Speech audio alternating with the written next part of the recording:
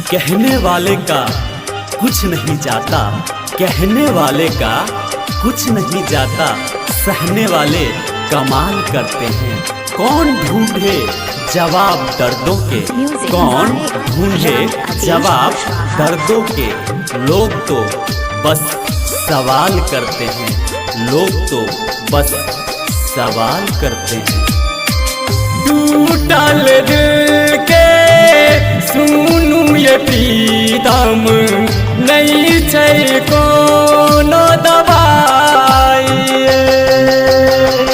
टूटल दिल के सुनू ये प्रीतम, नहीं छै कोनो दवाई।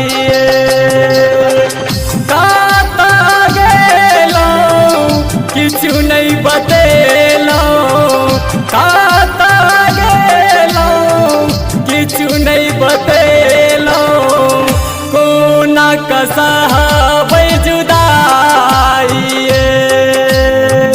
कोना कसहबै जुदाई।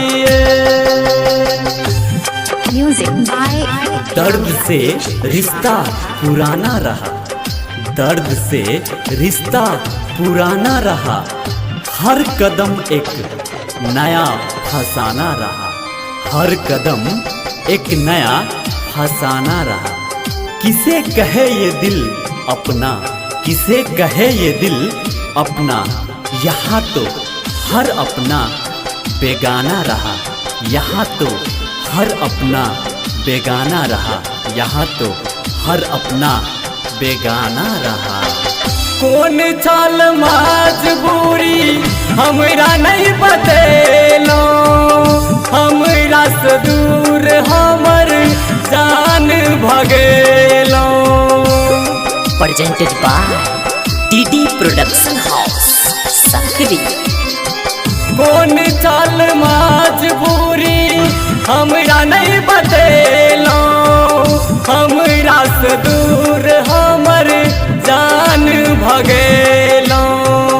अहाँ के खातिर हम दिन रात तड़पलौं, अहाँ के खातिर हम दिन रात तड़पलौं। केकरा संगे दिल लगेलिए,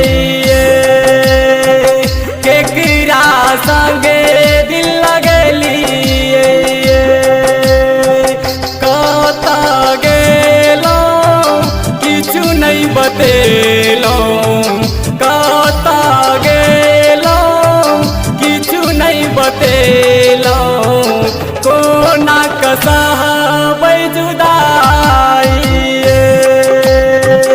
कोना कसहबै जुदाई। दर्द है दिल में पर इसका एहसास नहीं होता, दर्द है दिल में पर इसका एहसास नहीं होता। रोता है दिल जब वो पास नहीं होता, बर्बाद हो गए हम उसके प्यार में, बर्बाद हो गए हम उसके प्यार में। वो कहते हैं इस तरह प्यार नहीं होता, और वो कहते हैं इस तरह प्यार नहीं होता। बाजत सहनाई जै दिन हम की करब, आहाँ के गम में हम जिंदा न रहब।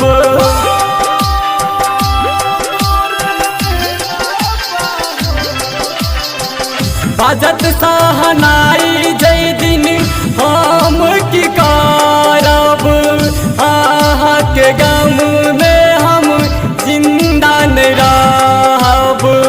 अहीं रहि जान हमर अहीं परान रे, अहीं रहि जान हमर अहीं परान रे। आहाँ कोना क बिसर गेलिए, आहाँ कोना क बिसर गेलिए। कता गेलौं किछु नहीं बतेलौं, कता गेलौं किछु नहीं बतेलौं। कसाबै जुदाई